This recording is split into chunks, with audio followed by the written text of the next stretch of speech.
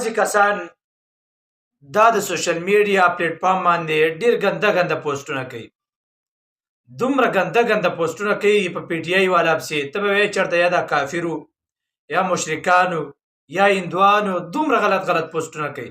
حالانکې دا خو د سیاست کیسه نه ده. سیاست کیسه خو دا ده چې یو سړی به د نن سیاسي دشمن هغه به د سبا دوست وي، یو سړی به د نن سیاسي دوست هغه به د سبا سیاسي دشمني. دا دشمني دا ذاتي نه ده، دا نظریاتي ده او دا سیاسي دشمني دې ته وایي. لکه تاسو به د مولانا صاحب دا خبره اورېدلې چې زمونږ د پی ټي آی والا سره دا ذاتي دشمني نه ده، دا د ذهن جنگ دی، د دماغو جنگ دی، یو د نظریې جنگ دی. دا هغه دشمني ده، دا هغه ذاتي اختلاف نشته د پی ټي آی سره. او اتحاد خبره بعضې خلک ډېر ګنده ګنده پوسټونه کوي په اتحاد پسې. نو دا اتحاد دا د